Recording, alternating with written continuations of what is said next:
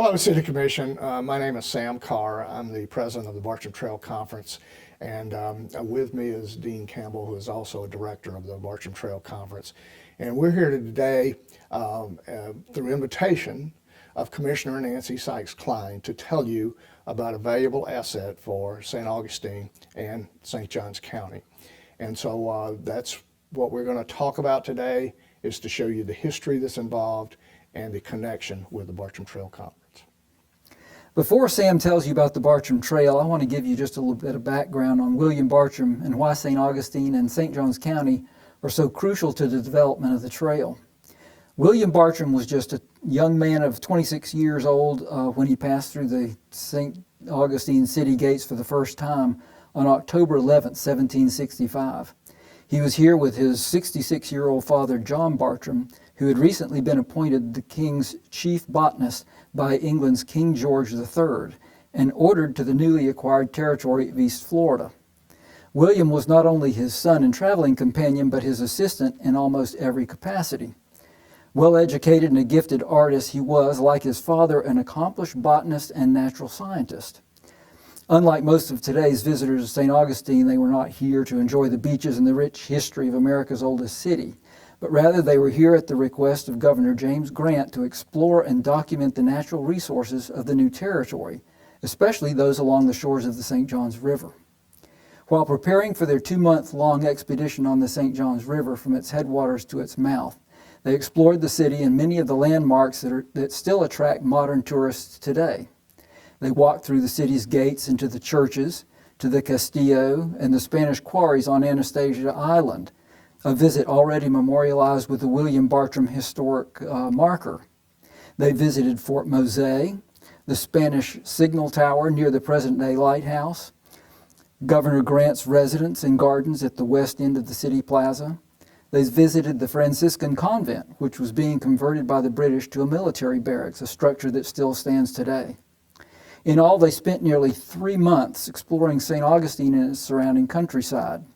While here, they attended one of Florida's most important historical events, the British Indian Congress of 1765, which established the peaceful coexistence of the British government with the Seminole Nation. William was so taken with the area that he, like so many snowbird visitors today, decided to settle in today's St. Johns County. He purchased a land grant of 500 acres on the shores of the St. Johns River, just south of the Shands Bridge, and attempted to create a plantation. Within 6 months, he had given up on his dreams of becoming a gentleman farmer, and the following year returned to his father's home in Pennsylvania. Despite his ignominious departure from St. Augustine, he was sufficiently taken with his visit to Florida that he returned on his own in 1774, largely retracing his previous journey up the St. Johns River with his father. He didn't return to St. Augustine nor the site of his failed plantation, but did expand his explorations westward, and as a result, forged close relationships with important Native Americans, one of which is chronicled in a painting by Mary Ann Lerb at the Casa Monica Hotel and Restaurant. After exploring the territory that is now southeastern United States, he returned home and eventually published an account of his journey in 1791. His book, Travels, became an international sensation and is credited for initiating Florida's tourism industry. Since its publication, readers from all over the world have come to Florida to travel in his footsteps and in the wake of his small boat on the St. Johns River. Our dream, our hope, is to facilitate that quest by creating the Bartram Trail in St. Augustine, St. Johns County, and the state of Florida, and ultimately the southeastern United States. And Sam is going to tell you more about that trail.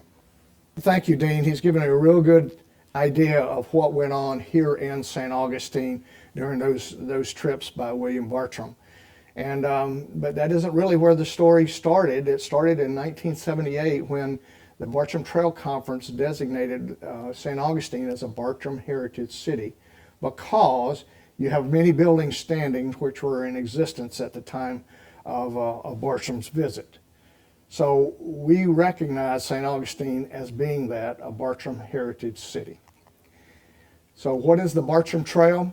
The Bartram Trail Conference was established in 1976 as part of America's Bicentennial Observance to locate and mark the route of pioneering Philadelphia naturalist William Bartram through 8 southern cities.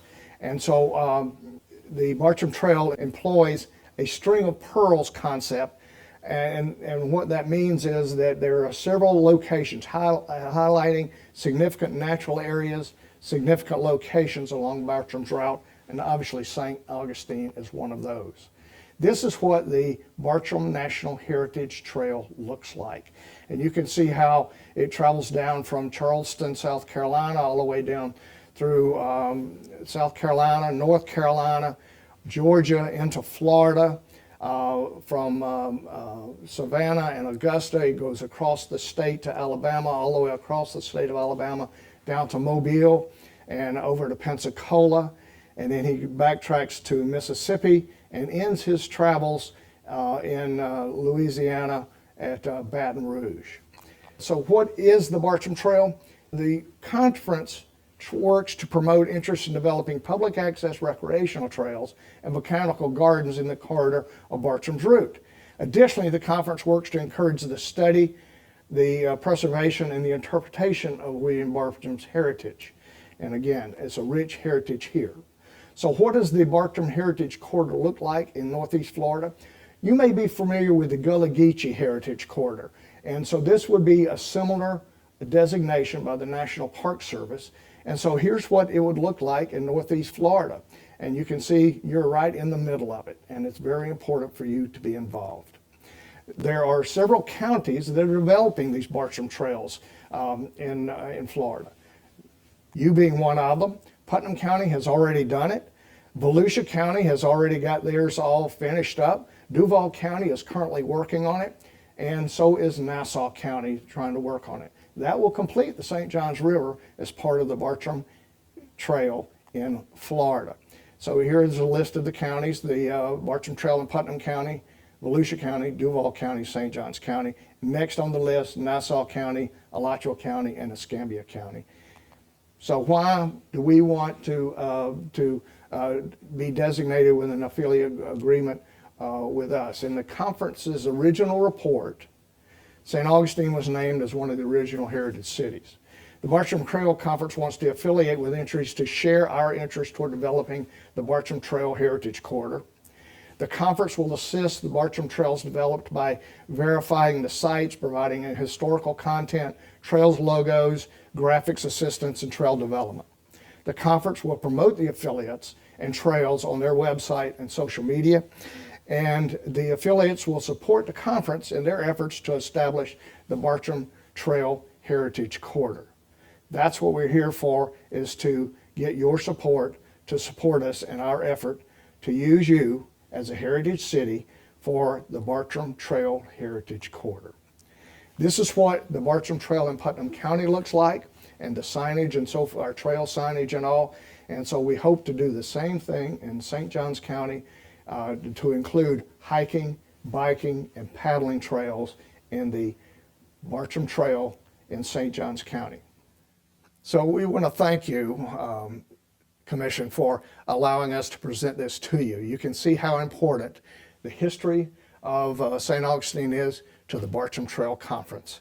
And we look forward to working with you in developing the Bartram Trail in St. Johns County.